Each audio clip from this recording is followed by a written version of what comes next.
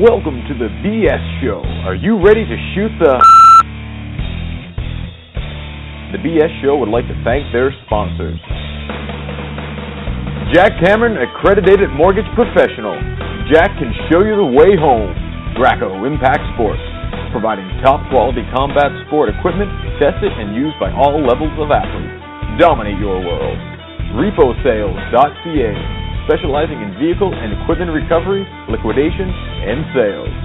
Hemmings House Pictures, the global movement media makers, helping tell your brand story to the world and accelerate the momentum of your movement.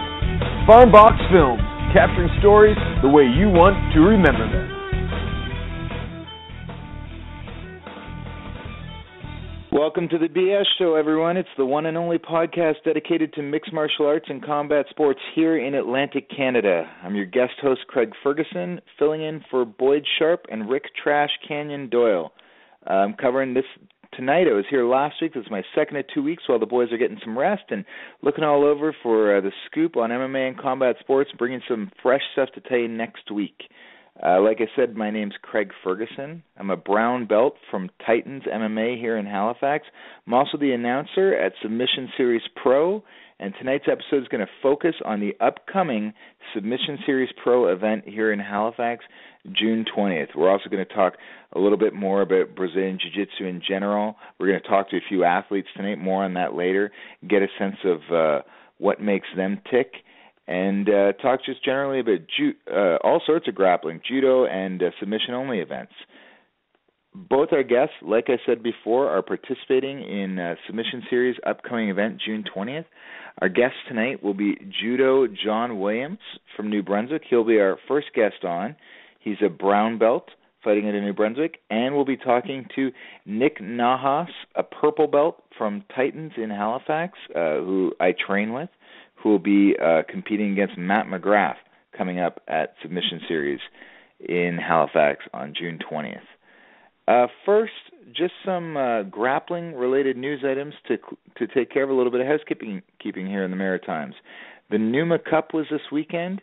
That's a big judo tournament hosted by Nova United Martial Arts. That's Numa. And their gym is here in the Halifax metro area. The full results from that tournament are up on Facebook, but just some notes from that. I hear it was a really well-run event. Some jiu-jitsu guys stopped by to watch. They were telling me super impressed by the whole setup of this event. I think it's something jiu-jitsu guys should really take note of. There's a wealth of experience in related grappling sports like judo and wrestling. They do a great job putting on tournaments. They've been putting on tournaments a lot longer than we have here in Brazilian Jiu-Jitsu. And some of the guys were saying, man, they had like timers, like an actual clock running down the time at every table. Just little details that they had thought of, to make the event run smoothly. And maybe we should be looking for some people like that to help out as we put on our own events, or maybe talking to some of those, making some bridges with some of those provincial sporting organizations. I know it's not always easy, and like everywhere else in the world, sometimes the dynamic between judo organizers and Brazilian Jiu-Jitsu organizers isn't friendly, but I feel like if we're seeing people who are doing something good, we should be finding out how they do it. I personally took a look at the Numa results, and it looks like a few names familiar to local MMA fans showed up at Numa. Gavin Tucker, who trains out of Titans and is the ECC champion, took a gold medal and a silver medal. He competed in 2 divisions. I believe one of those was a exhibition bracket that may have only had a few competitors, but good on Gavin for getting out there. I know he has a bit of a judo background, but he doesn't train in judo regularly, so good on him for just getting out there, trying to get more experience, get a little more, not just grappling experience, but a little more mental experience in the competition, getting used to the pressure a bit more. Cole Peach, who owns Flatline MMA in Bridgewater, who is a black belt in judo and a purple belt in Brazilian Jiu-Jitsu, he took gold, and I believe it's his second consecutive gold medal. He took the gold last year at Numa as well. Cole was in a combined over and under 100 kilogram category, and I don't think he's up over 220 pounds himself, so he would have been competing against some bigger guys, which is a terrific accomplishment for him. I've also noticed this week some promotions on social media from guys in the local jiu-jitsu scene. I want to send big congratulations to the Badger, John Barr from Fit Plus, who is promoted to brown belt by Wagner Fabiano. Wagner was in town for seminars at Fit Plus and at Zombie Proof Jiu-Jitsu in Sydney. John Barr is actually the opponent of our first guest tonight, Judo John Williams, who we'll be talking to in just a few minutes. So John Barr clearly taking his training very seriously these days, and we'll be talking to John Williams about the fact that they just compete against each other at the Abaya tournament and see what that holds for the upcoming match at Submission Series. In addition to John Barr's promotion, I see Andrew Hussey got his purple belt.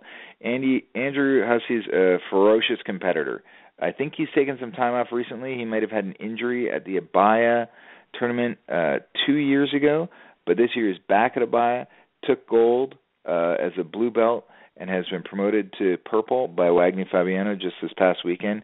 Andrew's guy I'd love to have a match against sometime if and when I make the return to competition.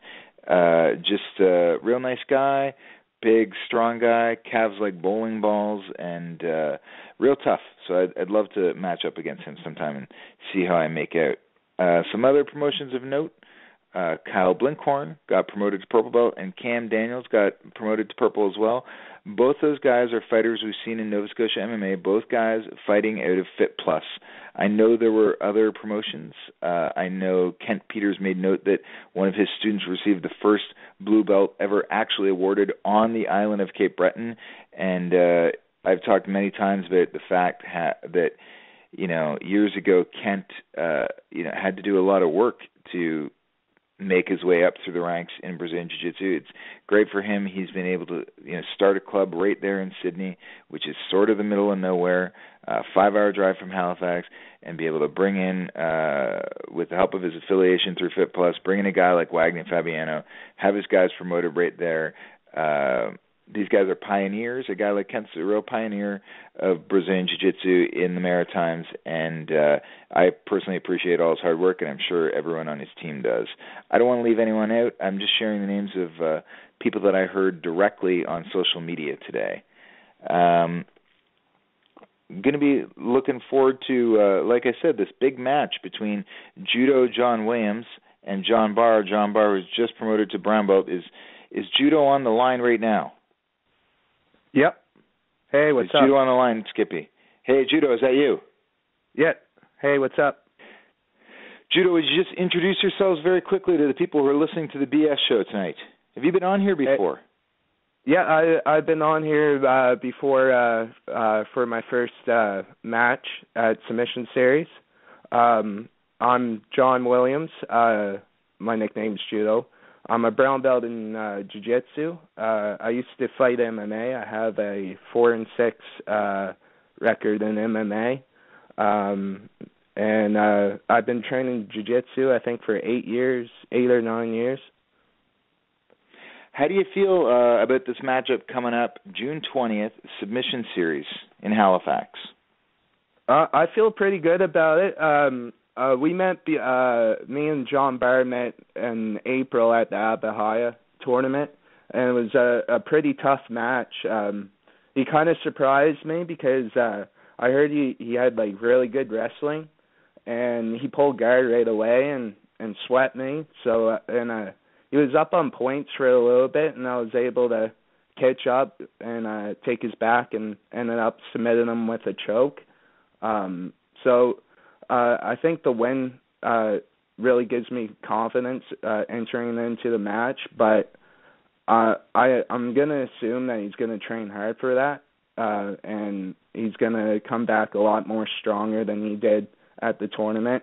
And it's going to be a different style matchup because it's going to be submission only versus last time there was points involved.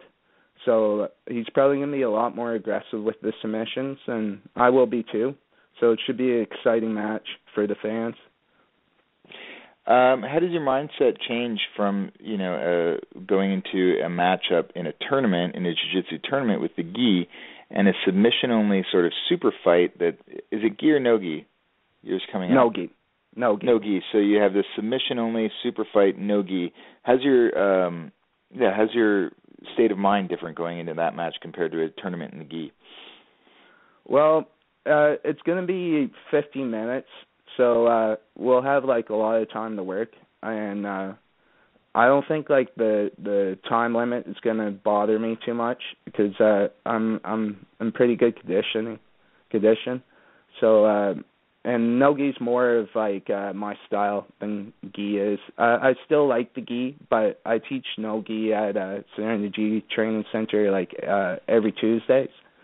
So no gi's more of my style, and I'm always going for the submission, which kind of like costs me a lot of my matches at the tournament because I'm not really a point guy, and sometimes I'll give up points in order to like attack for submission holds. But I think this match is going to be more my style, and I'm excited to put on a good show for the fans. You came out in the first submission series. You were in the first submission series event back in January in New Glasgow. You came out and flew at John Foster and jumped on a Kimura as fast as you can. It seemed to me much more aggressive than your approach in a gi match or in a tournament match. Is that because you don't have to worry about having multiple matches, or was that something you specifically had in mind for him? Yeah, I was kind of like at the start of the match with John, I was sort of feeling him out. I wanted to wrestle with him a little bit, and then I pulled guard because he was kind of backing up and not letting the wrestling game happen. So I just pulled guard and I swept him, and then once when I was on top, it was like everything just happened. Like it wasn't like I meant to be aggressive like that. It was just I had the Kimura. Once when I had the Kimura, I used it to pass and ended up into an armbar and transitioned to a triangle from there. It just kind of happened. It wasn't like I was forcing it to happen. It just, I got that grip and I felt confident once when I had it. I thought in my head that I was going to finish it. So. What's your take on now you're going into you're the first person, I think, to compete in the back-to-back submission series. Were you surprised at how well received that event was here in the Maritimes? Yeah, I was actually. Well, kind of not at the same time because submission only, like that trend is starting to pick up. But I didn't think it would be sold out. Like I never knew that there was that many jiu-jitsu fans here in the Maritimes. But it sold out, and it was a great event. It was well run. The stream was pretty good. And he also did a good job with commentating. Same with Dan Vanderlance. So it was a pretty good show, and it's awesome that they're doing it again. So. You are a self-described jiu-jitsu geek. You told me that you asked to come on the podcast and said we would geek out about jiu-jitsu. Will you be tuning in to see Metamora 6, speaking of submission-only events, this weekend? I think I will. I'll try to get the stream there. Try to order it. There's another one happening too. The Copa Podia, I think it's called. At the exact same time. That's right. Yeah, and that's a free stream, so maybe I might order the Metamoris and watch it the next day and watch the free one first. Yeah, I think free is the way to go. I think Copa Podia has the right idea with that. And actually, I was just talking to Skippy off air before things started, but I've just become familiar with his website, the Global Combat Network, that puts on this podcast. And just for people who are grappling fans, just a terrific amount of grappling events from all over the world. Skippy's talking about watching judo from Estonia and submission-only events from the Middle East. And there's just stuff happening all over the world. And that's awesome. It was really interesting to hear that you can find all that at the Global Combat Network. Who do you like in the Metamora 6 main event between the War Master, Josh Barnett, and Cyborg Abreu? Oh, man. Paying attention to that matchup? I'm really hoping for Cyborg to win, but Josh Barnett's huge, and he has like a different style that jiu-jitsu guys aren't used to. You know, he has like that catch wrestling style and does like different moves than what jiu-jitsu guys are used to. So it's gonna be it's a hard one to pick. I've never liked Josh Barnett. I've never liked Josh Barnett, and all the jiu-jitsu guys are going to be cheering for Cyborg. But I'll tell you, in that Dean Lister match, I became a bit of a Josh Barnett fan because, like, I just love the idea that, you know, he's passing the guy's guard over and over again. He's clearly dominating. Just grabbed the head. Just at the end, just basically grabbed his head and twisted as hard as he could. And I thought it was just an amazing ending to that match. What we were I had sent you some videos off air, and you were talking about you teach no-gi class on Tuesday. What's Judo John Williams' training regime like? How often are you on the mats? On it pretty much every day. Sometimes I do it twice a day. I used to fight MMA, so I'm used to training like a pro athlete. Like, so I'm trying to get on the mat like as much as I can, and I'm always rolling back to back. Like, I don't really take breaks. If we do like open mat, I'll roll with one guy, and then the round will end, and I'll say, hey, can you jump in to the other guy, and we'll roll, and I just roll continuously until I can't roll anymore, basically. Do you do a lot of strength and conditioning off the mat? I know that there's a difference of opinion on that. Marcelo Garcia says you should spend all your time doing jiu-jitsu if that's what you want to do. Yeah, well, when I fought MMA, I used to do strength and conditioning. I found that, like, I got sore a lot, though, and lifting weights isn't really my thing. I find it kind of boring. So I mainly focus on jiu-jitsu, like, full-time. But I think for this match, I'll probably do, like, some hill sprints and, like, a little bit of plyometric exercises on the side. But the main focus is definitely jiu-jitsu and sharpening my techniques. Is that you? Now, it's a 15-minute match under black belt rules against John Barr coming up on June 20th. Is it the time frame that is the reason why you're looking into doing the plyos and hill sprints? Yeah, I just want to be like at the best shape that I can possibly be for the match. I think I could actually do 15 minutes now, honestly. My game's all about like being energy efficient, so I'm not gonna like waste too much energy on something that's not there. I take my time, and if the finish is there, I'm gonna take it, you know. But ideally, I'd like to finish the match quickly, like I did last time, because I think that'd be pretty impressive. But well, I'll just go with the flow and see what he gives me, you know, and just that's it. I read an interview that Submission Series had done with you, and you were talking about yoga. Yeah. I also use yoga to supplement my training. I wonder, tell me about your yoga practice, John. Well, honestly, I haven't done yoga that much lately, but I used to do yoga at a Moshka studio here in Fredericton. I was working at the Energy Exchange program, so I was doing it pretty frequently last year. But one thing that I gathered from it, and also with meditation, I practice meditation pretty frequently, is the ability to like breathe properly. Like, a lot of people don't know how to breathe. They kind of breathe up in their chest. The breath is very shallow, and that usually leads to like anxiety and stress and stuff like that. So whenever I'm in a stressful situation, whether if it's in a jiu-jitsu match or at training or at work, I'm always trying to be mindful with my breath and breathe deep down in my stomach and make sure that my stomach is expanding as I inhale. And then when I exhale, I pull it back in.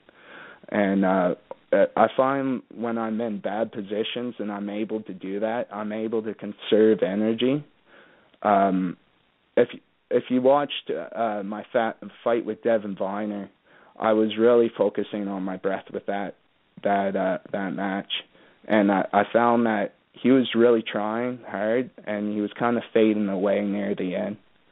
And I got the submission, but they didn't call it. But I think it really helped me in that match to be able to control my breath like that. I think conditioning was a huge factor in that match. I called that match for Eastlink Television, and I believed you also got the submission. I think it was an honest mistake on the referee's part, and frankly, probably an honest mistake on Devin's part. But he did exclaim, he went, "Ah!" to my ears, anyways, when you stretched his arm out. I heard tap. Yeah, is that how it sounded to you? Yeah, I just think that it is like a heat of the moment mistake on Devin's part, but I definitely know that his conditioning was an issue. And it was a mistake on my part too. I got excited, I heard something. I thought he said tap, and then in the video it even sounds like that. But maybe I should have held on and looked at the ref. But it just happened so quick. And I have some idea. Sorry, go ahead. Sorry? I have some ideas about ways to, that I've been thinking about, ways to improve jiu-jitsu for televised events based on some recent experiences I have. And a lot of them add up to the fact that I think submission only is the best format for a televised event. There's just not much to worry about in terms of the rules, and you don't have to worry about the referee becomes less of a factor, I guess. Mm-hmm. And there's no chance of closing out the brackets. So there's a few things that happened at the Abaya tournament, even though I think it was generally a pretty well-run thing, that it made me think about ways to do things better for producing jiu-jitsu for television. Mm-hmm. In your bracket, the gold medal match was just decided with a handshake. Yeah. And nobody wants to see that on television. I understand completely why it happens within the culture of jiu-jitsu, and I think that the incident with you and Devin is sort of another example where there was just one referee. There should have probably been judges on the corners to catch something like that, because if you're going to it's one thing to have a bad decision in a tournament. It's another to have a bad decision in a tournament that then gets broadcast. Yeah. Because you're a pretty good sport, and you were disappointed, but you weren't furious or anything, and there's no money on the line. But I just think, when you're putting the reputation of a sport out there on television, people want to see that it gives everybody a fair shake. And from doing that interview with Devin, I know when I mentioned that fatigue was an issue for him, I know at the end you were putting quite a pace on him, and he had a very hard time getting his breath back together and getting ready to be able to do the interview over at the side with me. So I know he was the most fatigued of anyone that I spoke to that day. And I think your conditioning was better, and you were putting a real pace on him at the end of the match. Yeah, well, I think Devin Viner's in really good shape. He has a MMA fight coming up. I just think, for him, it was probably the first match. The first match is always hard, and he just wasn't controlling his breathing, in my opinion, like I was. He was really rigid, and I think he was trying almost a little bit too hard. You want to win the match, of course, but like I said, my game's more energy efficient. I'm not going to waste too much energy on something that's not there. Whereas I felt that he was really rigid, and he was shutting down a lot of my game at first. But I just kept calm while his breath was really fast and short. And near the end, I just put it on him. Yeah, well, and it really showed, and like I said, I thought you got it, and I'm sorry it didn't go. I'm sorry that it didn't end up going your way. One of the funniest experiences for me in the tournament was when I was just about to get changed and get ready to go downstairs. I kind of ran up and looked. There was kind of a lounge overlooking that tournament, and you were in there holding court with some other New Brunswick grapplers, and you're telling everyone about your distaste for M&M. Yeah. What's your problem with M&M? What's your beef? Yeah, I like old M&M, but lately I just find like maybe like the mainstream record companies have gotten to him, and his lyrics aren't as creative as they used to be. He used to be really raw, and now it's just I just don't feel his stuff. Is there anything going on in the New Brunswick Brazilian Jiu-Jitsu community you want to tell people about before we go tonight? Well, actually, probably in the MMA community, we're starting to get fights for the very first time in St. John and also Fredericton. Before, it wasn't allowed. The only place in New Brunswick where you're allowed to have MMA fights was in Moncton. So now it's happening in the two other major cities in New Brunswick, and that's a big deal for MMA. We have a lot of MMA fighters on Team Synergy, so I'm really happy for them that they're going to get an opportunity to showcase their skills in their hometowns. And other than that, that's all really. Our team at Synergy is growing. I think we're shooting up in the ranks for like local jiu-jitsu teams. So got to watch out for Team Synergy now. Terrific. And do you have any sponsors or anything you want to thank before we go tonight? Well, Brothers and Co. They sponsor me with Bomb Energy Drink and Rumble Super Shake. And I'd like to give a shout out to two fighters that are fighting May 30th from my team, Adam Hunter and Matt DeRoche. You got to keep an eye out for those guys. They're killers, and they're very violent fighters. So that they're probably going to put on a good show. And a shout out to my professor Dana Dixon. I had a great conversation with Dana last week, and we talked all about kids jiu-jitsu programs and how do you maintain discipline, and how do you talk to a kid like my daughter who had a bad time at the competition and make sure that they're happy and want to get back into it. So and I'm proud to report that my daughter went back to class this week and is keen to give competition another try despite having a bad go of it the first couple matches. So That's learning good. a lot talking to you guys in New Brunswick on this podcast. Right on. Nice to talk to you, John. Thank you very much. Keep listening because we're going to have Nick Nahas on in a little bit, and I think no one has ever interviewed him about jiu-jitsu before. Okay. All right. Talk to you soon. Thanks again. Judo John Williams. Thank you. Thank you. Says Judo John Williams. I was super interested to talk to Judo about yoga, actually, and I think the things that he had to say there were really interesting. Most people get into yoga because they want to improve their flexibility. Most people who get involved in jiu-jitsu, a lot of people sort of look at it as just another form of training a physical attribute. And that's definitely why I've gotten back into it lately, because as I'm getting older, I feel more rigid. I have a number of shoulder injuries, and everything's tightening up and drawing it forward. But the best thing I've gotten from yoga when I've trained is breath control. And it was interesting that is the first thing that John talked about. I used to train MMA to be a good training partner to my teammates, not because I ever wanted to fight.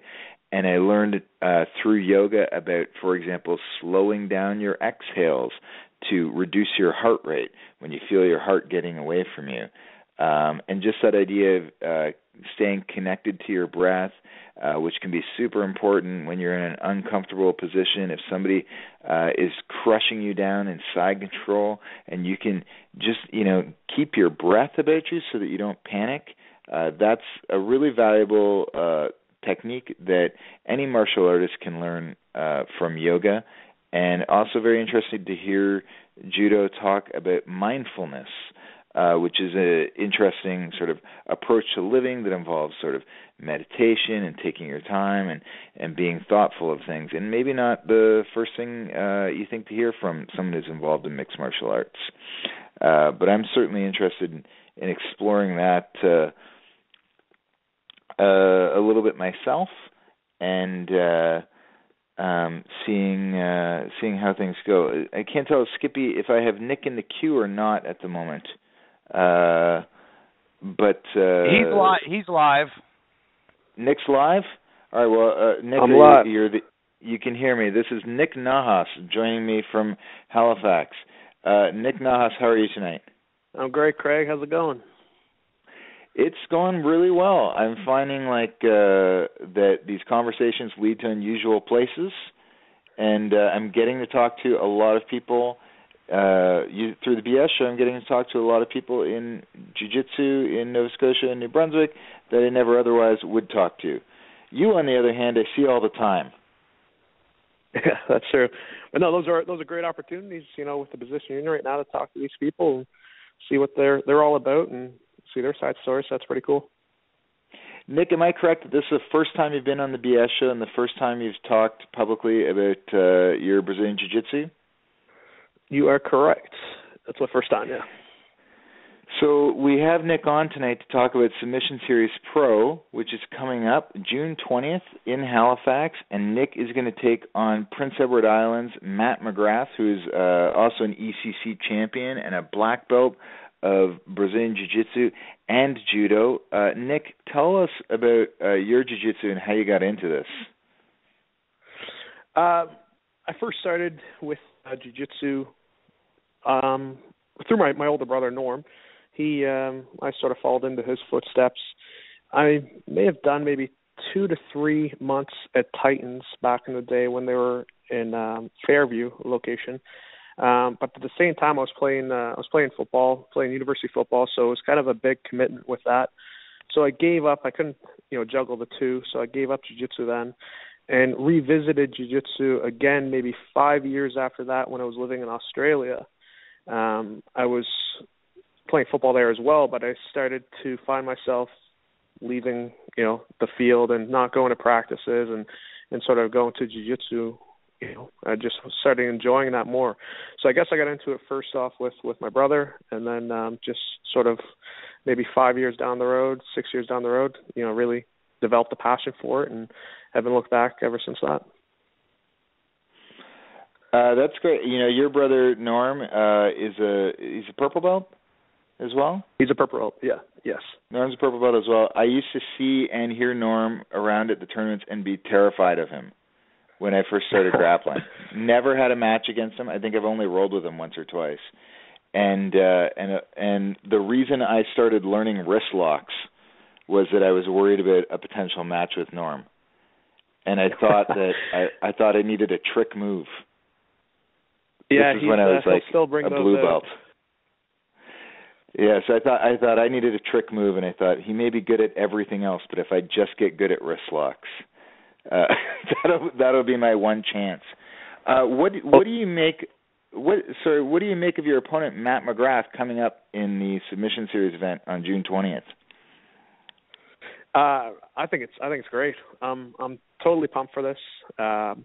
I like challenging myself, and obviously Matt's going to be a big challenge for me. I think I'm sort of, jumping into his world and it being no gi.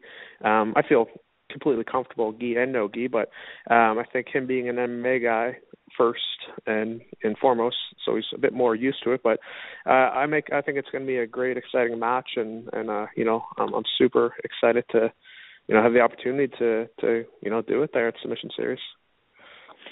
Well, I know you've competed in the Abu Dhabi Pro Trials in Montreal and competed in all the local tournaments around here.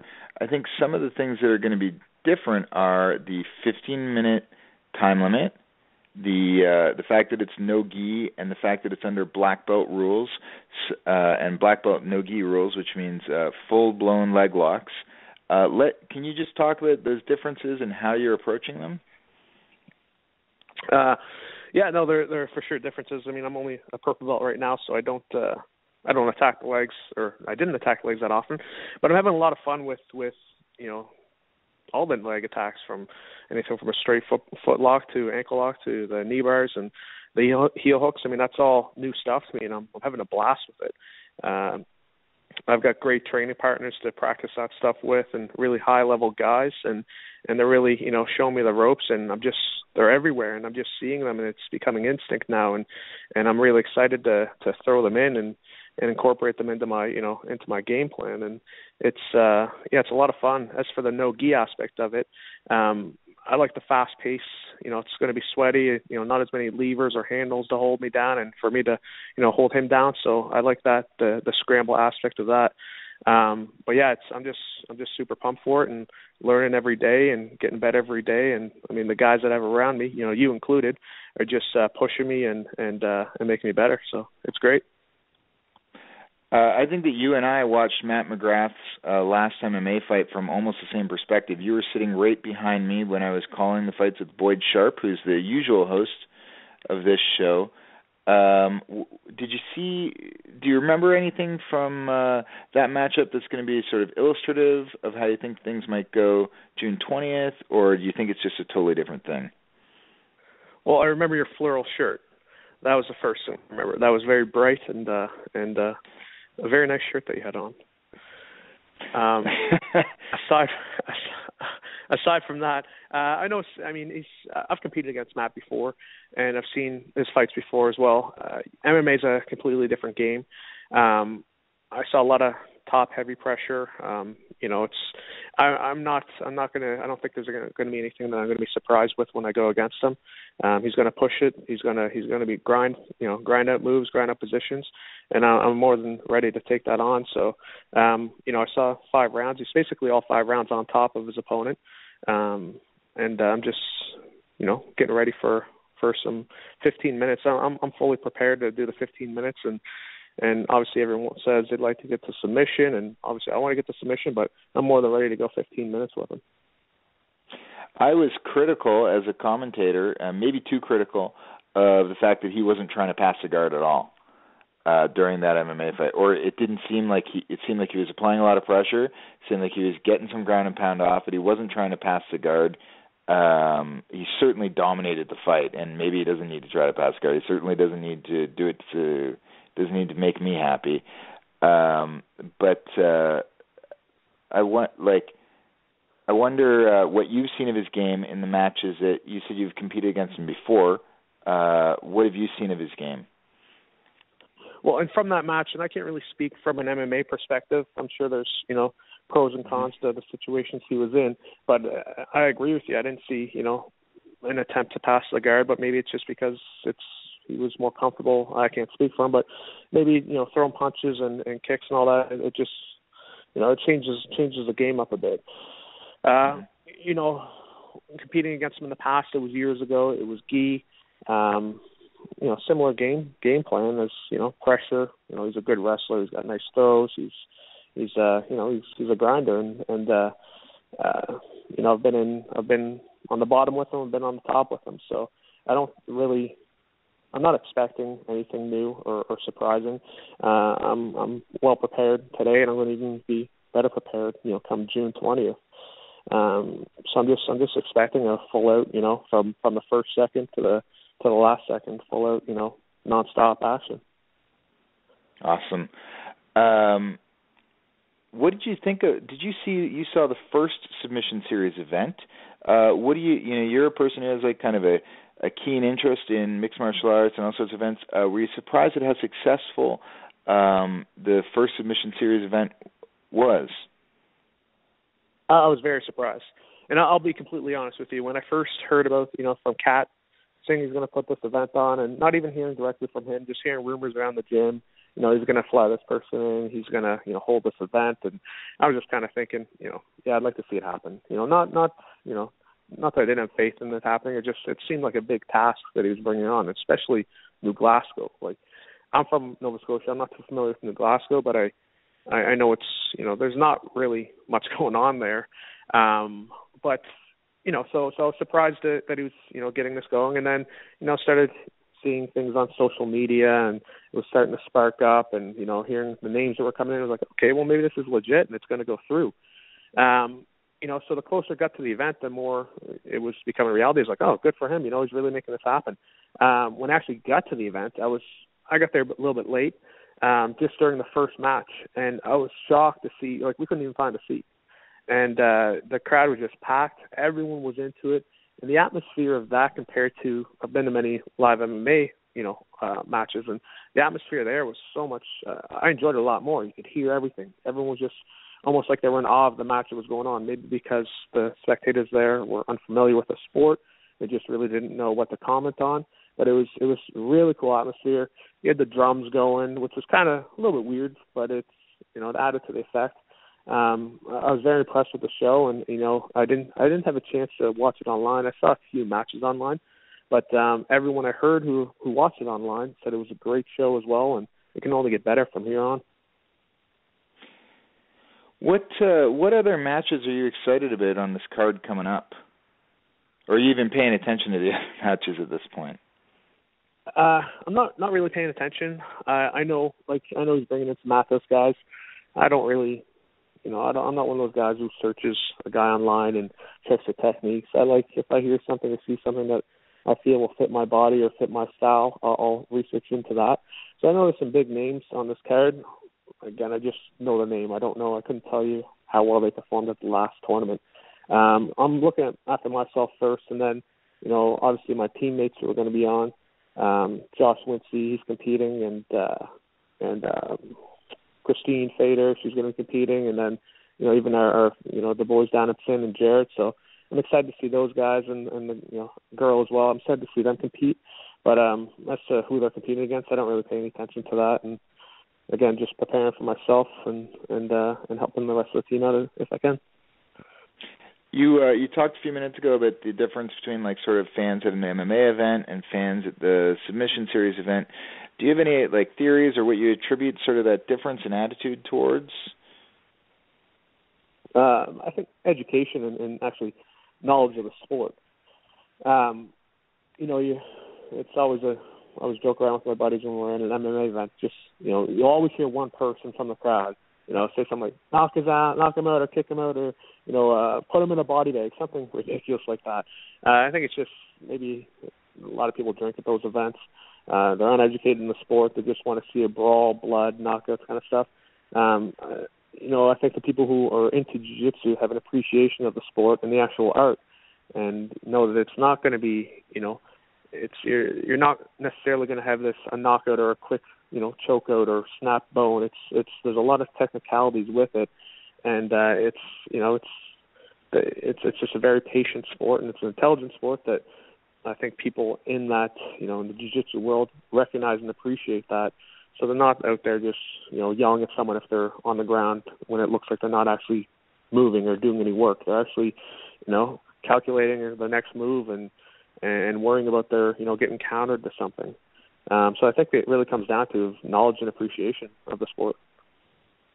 Yeah, and it was all in all a great audience at that event in New Glasgow. I remember things did not go off without a hitch during the national anthems. I don't know if you caught that part of the show, but when the young lady was singing the national anthem, had some technical problems, and she managed to sort of write the course of that while singing the national anthem, and everyone clapped. I don't know if you remember that moment. But for me, as I was like, oh, this is a pretty good crowd of people. And then as the night went on, I think it's easy for them to be a good crowd when they got treated to some really good action out of the gate. The first match of the night was the only draw, and it was Colin McMichael versus Nate O'Brien, Nasty Nate from the gym. And that was, it was a 15-minute blue belt match, but it was a barn burner. I know Nate was throwing everything, including the kitchen sink, at Colin, and Colin was wearing the storm and coming at some things of his own. And after that, every match was a submission. Yeah, no, I missed I wasn't there for the national anthem, but I did come in during Nate and Colin's match. And like I was saying, not too long ago, out of I don't know how many matches were on there, one draw, and even that draw was so exciting to watch. you watch one of these big promotions or bigger, jiu-jitsu promotions like Metamoris is, I guess, the most popular one that people would speak of. The last, few that I've watched, they've just been, and you pay for them, they haven't been entertaining. They're just, and I guess maybe you get higher level guys are more, they're more cautious in what they're doing. But this one here, it's free to watch online, and you had some of the most entertaining matches that I've seen. And even the draw was nonstop action from the first second. So I think it's a great job that they're doing, and I wish it all the luck. Wish them all the luck with the next cities that they're going to take over. Yeah, and I think they have plans for Toronto and Vancouver, and talking about other places. I think the real benefit of the submission-only format is that it's super easy to understand. Once you get the idea of what a submission hold is, that it's a choke or an arm bar, and lots of people know those things from MMA, it's pretty simple to explain. If you have to explain a point system to someone, it becomes very confusing very quickly. Just to explain to someone what a sweep is, well, it's when one person goes from the bottom to the top, but they have to initiate it from a guard, and that's when you have your legs engaged, and it becomes very tricky. But this is easy. Two guys are going to scrap. They can't punch each other. They can't kick each other. Pretty much anything else goes, and they're going to try to, tear off an arm or choke each other out, and one guy's going to quit, and the other guy's the winner. Yeah, it's pretty straight ahead. Like even myself, I've been in the game for quite a while, and I'm an intelligent guy, and I don't even know how the point system works. So just because I don't really pay too much attention to it, and I'm someone who plays a sport, but for someone else, taking out those factors of points and just submission or not, I think it is a lot easier to grasp, and then that sort of may draw them into the rest of it. When they actually do go to a tournament that is not submission only, or actually get into the involve themselves and to learn the points themselves. But no, the submission only is it's a nice twist. I prefer it myself because like I said, I don't really like playing for points. I appreciate it, but I'd rather just go for the kill kind of thing. You're a busy guy, right? Like, you're a lawyer, you work with your family business, right? And recently married. How often are you getting on the mats, and how are you balancing your commitment to jiu-jitsu with your other commitments in life? Yeah, I guess I'm quite flexible with my schedule. I've got a few family businesses that I run with my brothers, with three brothers. So I've got good support. As for, I don't practice law. I mean, I use it every day with the businesses, but so I just flexibility in my system. I'm not a 9-to-5 kind of guy. I like to go from start to finish. If something needs to be done, I get it done. But I have the flexibility in that I can go down on a Sunday night, 10 o'clock at night, go down to my office and get my work done. I'm more productive, off of the regular, in quotations, work hours. So that just having the flexibility and the support team behind me, and I teach too. I teach university, and that's again, I teach a few courses, a semester, so it's literally like throughout the day. So it doesn't, affect my training. We have good timing with, at our gym, Titans, with the training, usually around 6 o'clock. It's a perfect time for me. But, with all that going on, I like to get in, 4 times a week, and just having good schedules that work with me and having a good support team. Have you changed things up in preparation for this match June 20th against Matt McGrath at Submission Series? Yeah, I'm just, like I said, having a lot more fun with the legs, just searching, ankles and knees and everything out. So that's just something that, I'd seen a roll, and now it's become instinct to, that's it, that's up for grabs. So, attacking the legs is a massive thing that I've been doing right now, and like it's kind of like, I'm getting a little taste, a little tease of playing that way, and then after this tournament, after the submission series, it's like, oh shit, I can't. I can't go after those anymore. So it's kind of a little taste of what's to come in the years to come when I sort of move up the ranks. And on top of that, just getting more, working on my mat time. A lot of the guys at the gym there are wicked. They're really supporting me and really pushing the pace with me. And if I don't think I have another roll, like, no, stay on, get another roll. They're just really pushing the pace and backing me up. But as for changing anything up, just not really. I like how my game is right now. I like, what I'm doing, and just getting the mat time in. There's one of these guys at every gym.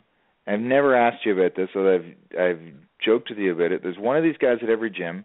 You're the guy who never does the warm-up. Why do you never do the warm-up? It's the only chance I'm going to get to ask you. I'm not trying to be disrespectful or anything by that, but I find, it's a warm-up. It's I want to use get the best preparation for me. To be honest, I don't find those warm-ups get me ready. I need to stretch. I love stretching. Say just doing those movements aren't preparing my body for a roll. I've been doing, the same stretching, same routine. I'm very routine in a lot of things I do. I've been doing the same stretching routine since I was a kid, playing football, and I do whether it's starting with my left leg first to my right leg, and starting with my groin to my hamstrings. It's just programmed in me, and I just feel that that's the best way to prepare me to start with class. Not that I don't appreciate the warm-ups. It's just I just think that works best for me, and I feel better when I stretch myself out. Yeah, I've never seen, I've traveled all over the world, North America, and trained at all sorts of gyms, and I've never seen a place that's more casual about the warm-up than Titans. So it's not like, it's certainly not anything that's seen as disrespectful. It's almost an optional warm-up at Titans. Yeah, you travel quite a bit as well, right? Yeah, and whenever I go to a new club, I get in there. I'll just get there earlier and do my warm up. But when I go to a new club or to a new city to train, I'll do everything they do from start to finish. Because again, I don't want to just look like, oh, who's this guy, who's this punk, thinking they're too good for a warm up. But it is very casual at our gym, and I like that. That's that's a good way of putting it. It does sort of seem optional. But I'm not just wasting time. I'm not just saying, okay, let's get into a roll or let's speed this up. I am using, the time, but more efficient for myself and not of just stretching. Yeah, no, I understand. And I do find it interesting as you go to gyms all over to sort of look at the way they do things. I find some things are the same almost everywhere. Like I think I've run in a circle in mats in like 30 different places, but interesting to see places that do things differently. And for some reason, Titans has this incredibly casual vibe. For people who've never been there, it's, it seems like if you show up late, that's okay. If you need to leave early, that's okay too. If you don't want to do the warm-up, well, that's your choice. You want to sit at a roll, like go for it, I guess. I've never heard any of that expressed verbally before, but in the 3 years that I've been training there, that's the way it seems to be. And I've never seen anything quite like it anywhere. And I think the interesting part about it is the gym is full of people who are totally dedicated to their training and what they're doing and dead serious about it and succeeding at the highest level. So it's an interesting phenomenon, I guess. It makes you start to question whether all that sort of structure and hierarchy and rigidity of program is something that's necessary for student improvement, or if it's something that's just in there to like kind of make the club run better for the convenience of instructors. Yeah, everyone has their own opinion on how things work, and I'm sure you can go to have one same move or technique and get a dozen different perspectives on it from a dozen different people. I think our structure at Titans works for us. My club in Australia was a Fight Club Jiu-Jitsu. It was under Daniel Lima. Great group of guys there, but I definitely, and I think we even had to bow in, or if we were late, we'd have to get bowed in. And again, I did karate. I did Waichuru for years and years, and I'm used to that whole bowing thing, and sort of call them sensei or professor, whatever you want to call them. But I think ours it works for us, and like you said, everyone's just so dedicated in what they do, and we've had such a strong core group of guys who have stuck with it. I've been training there, I think 6 years, maybe 5.5 years, and there's not much turnover, which is awesome, and it's quite rare too. Like moving up the ranks, we're going to have, a lot of black belts who have been training pretty much since day one together, the next few years, and which I don't think many clubs can say that, especially on the east coast of Canada. And we don't need all the structure, the red tape, or the formalities. It's just how we do it works for us, and it shows when we compete. Yeah, it's very interesting, and it's a really passionate group of guys, and with a really sort of unique bond. I think if I do this again, I'm going to get Chris White on here and spend some time talking to him. And I think he has a unique sort of perspective on what makes that group dynamic tick at the Christmas party. I don't know if you remember this, but at the Christmas party, he sort of said, every man needs an enemy, and joked that there wasn't a man in the room that he hadn't wanted to kill at one point or the other. That's actually a good idea to get him on there. And I've had that look where he's wanted to kill me before. He can read that from him. You get that impression from him for sure. And he'd give an interesting take on that for sure. All right, well, it's been super interesting to talk to you tonight, Nick. Do you have sponsors coming up for this event? Is there anyone you want to thank or plug, or tell us something else that's going on in your life before we go? Booty Sweat Energy Drink. They've been a sponsor since day one. That's a Tropic Thunder reference. I don't have any sponsors. I don't have any sponsors.